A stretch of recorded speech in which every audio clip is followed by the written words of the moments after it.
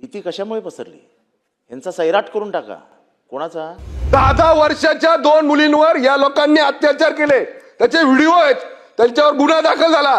त्यावेळेस या सभागृहामध्ये या पाद्र्यांसंदर्भात कोण सांगली जिल्ह्यामध्ये ऋतुजा पाटील राजगे या महिलेने केलेली आत्महत्या, त्यानंतर वेगवेगळी विधानसभेच्या सदस्यांनी तिथं जाऊन करणं, त्यातनं एक असंतोष निर्माण होणं आणि हजारोच्या संख्येनं ख्रिस्ती बांधव आज या ठिकाणी महाराष्ट्रातनं आझाद मैदानात गोळा झालेले आहेत. अध्यक्ष महोदय, त्या सर्व ख्रिस्ती बांधवांना, धर्मगुरूंना त्यांच्या भीती वाटते आणि एक वेगळं वातावरण महाराष्ट्रातल्या ख्रिस्ती बांधवात आहे. सरकारला माझी विनंती आहे की अल्पसंख्याक समाजाला भीतीयुक्त वातावरण निर्माण होणं हे महाराष्ट्राच्या हिताचं नाही. महाराष्ट्र सरकारने त्याची खात्री घ्यावी. त्या ठिकाणी झालेली घटना आहे, त्याचं पोलीस इन्व्हेस्टिगेशन करतील, काय होईल ते होईल. त्याबद्दल कुणाचं जाणीवपूर्वक आणि प्रेशराईज करून सक्तीनं कोणी धर्मांतर करत असेल तर त्याला आमचाही विरोध आहे.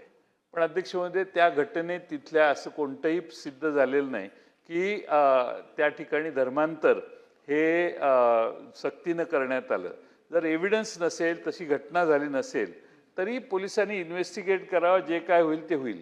पण त्याला जाहीरपणानं विधान करून महाराष्ट्रातल्या ख्रिस्ती बांधवांना भीती निर्माण होईल असं वातावरण करण्यासाठी जर कोणी विधिमंडळातले सदस्य जर जाहीरपणाने बोलत असतील तर त्यांना माननीय मुख्यमंत्र्यांनी वेळीच अटकाव करण्याची गरज आहे.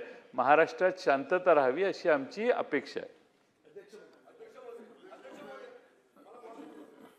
मंत्री महोदय, जयंत पाटील साहेब यांनी जो विषय सभागृहाच्या निदर्शनास आणून दिला, एकतर या दोन्ही विषयाची सरकारने गांभीर्याने नोंद घेतली आहे. नंबर 1. नंबर 2, ख्रिस्ती बांधवांच्या मोर्चाबद्दलचा उल्लेख आपण केलात आणि त्या अगोदर काही आंदोलनाचाही विषय आपण या ठिकाणी मांडलात.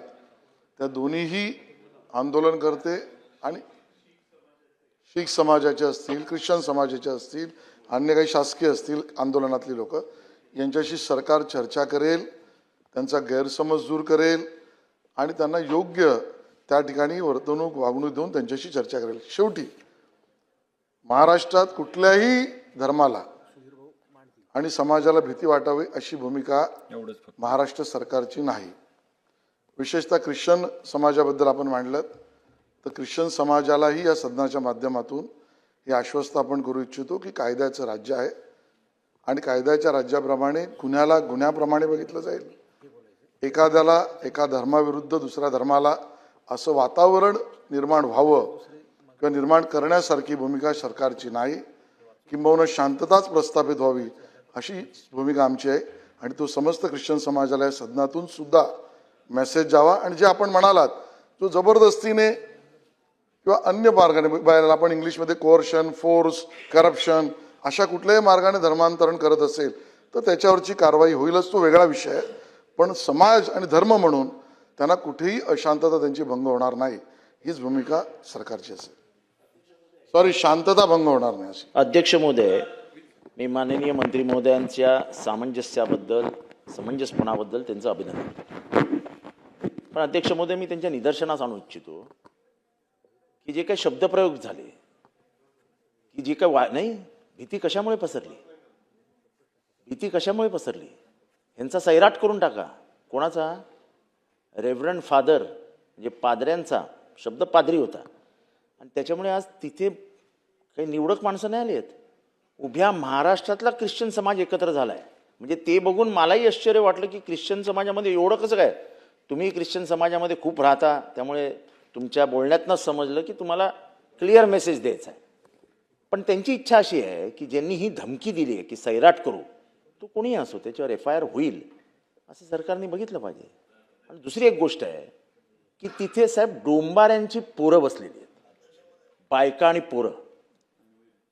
पनवेलच्या इथे एक अडसूळ नावाचं गाव आहे, कळंबोली आता डोंबारी म्हणजे आपल्याला कोणी नसेल ज्यांनी डोंबाऱ्याचा खेळ बघितला नाही असा माणूस या सभागृहात नसेल.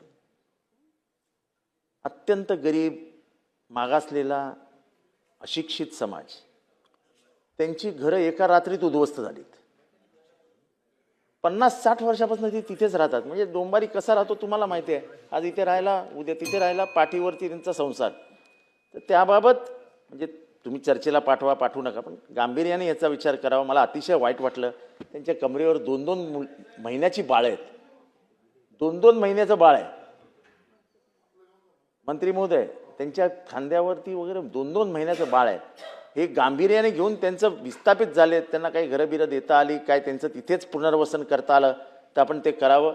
अत्यंत प्रामाणिकपणाने आणि मनापासून मी हे आपल्याकडे म्हणणं मांडतोय. मला ती त्यांची परिस्थिती बघवली नाही म्हणून मी घाईत इथे येऊन हा विषय मांडतोय. पण जो मुद्दा मांडला त्या विषयावरही त्या डोंबाऱ्यांच्या किंवा आपल्या समाजातील जे बांधव आहेत, भगिनी आहेत, त्यांच्याबद्दल त्यांच्या मागणीचाही सकारात्मक चर्चा आपण करून निर्णय करू. ख्रिश्चन समाजासंदर्भात, ख्रिश्चन धर्मासंदर्भात त्याला आमच्या मंत्र्यांनी उत्तर दिले. ऐका ना, त्याच्यात काही त्यांनी असं पण बोललेत, सन्माननीय सदस्य ज्येष्ठ आहेत, मी त्यांच्या बरोबरी करू शकतात, ते सिनियर आहेत, पण त्यांनी असं म्हटलं की त्या लोकांना न्याय भयभीत झालेले आहेत. अध्यक्ष महोदय, भयभीत तर आमची लोक पण झालेली आहेत. मी तुम्हाला एक उदाहरण देतो. 2 मिनिटं. अध्यक्ष महोदय, हा विषय असा नाहीये सैराट कोण बोललं, पादरी कोण बोललं, याच्या मागे बोलण्याच्या भावना काय त्या तर तुमच्यापर्यंत आल्या पाहिजेत. अध्यक्ष महोदय, याच्या आधी ऐका ना अध्यक्ष महोदय, सोनई पोलीस स्टेशनमध्ये नगरला 10 वर्षाच्या 2 मुलींवर या लोकांनी अत्याचार केले. त्याचे व्हिडिओ आहेत, त्यांच्यावर गुन्हा दाखल झाला. त्यावेळेस या सभागृहामध्ये या पाद्र्यांसंदर्भात कोण का बोललं नाही? चर्चेचा विषय बोलायला पाहिजे होतं ना. 10 वर्षाच्या मुलींवर, 10 वर्षांच्या, माझ्याकडे एफआयआर आहे, एफआयआर मी तुम्हाला दाखवतो. मंत्री महोदय, 10 वर्षांच्या मुलींवर या पाद्र्यांनी बलात्कार केलाय. 10 वर्षाच्या. आम्ही जेव्हा त्यांना भेटायला गेलो, अध्यक्ष महोदय, मंत्री महोदय, ते ना डोक्याला आहे ना 10 वर्षाच्या मुली डोक्याला फडकं बांधून आणल्या होत्या आमच्या समोर. त्या 10 वर्षाच्या मुलीला माहिती नव्हतं की मला तोंडाला बांधून का आणले. अशा परिस्थितीमध्ये त्या लोकांवर अन्याय झालाय. त्यांच्यावर बोलणार नाही का कोणी सभागृहामध्ये? जे लोक आमच्या मंत्र्यांनी सरळ सांगितलंय, अजिबात कुणी घाबरायचं नाही, कुणावर अन्याय होणार नाही. पण जर चुकीचा करत असेल आणि त्याच्या विरुद्ध जर आम्ही हिंदू धर्मातील लोकप्रतिनिधी म्हणून आम्ही जर बोलत असेल तर त्याच्याबद्दल कुणी आमच्यावर आक्षेप पण घेतला नाही पाहिजे. अध्यक्ष महोदय, आक्षेप पण घेतला नाही पाहिजे. अध्यक्ष महोदय, तुम्ही ते सुरक्षित राहिले पाहिजे, त्याच्याबद्दल आमच्या मंत्री महोदयांनी उत्तर दिले. पण जर आमच्या 10, 11, 6 वर्षांच्या मुलींवर अत्याचार होत असतील, माझ्याकडे पुरावे आहेत, मी विदाउट पुराव्याचं बोलणार नाही अध्यक्ष महोदय. आणि त्यामुळं मंत्री महोदय, तुम्ही जो निर्णय घेतलाय त्याच्याबद्दल आम्हाला कुणालाही कसल्याबद्दलच्या आमच्या मनात संशय नाही. पण जर असं कुणी जर अमानुषपणे चुकीचा संदेश झाला नाही पाहिजे,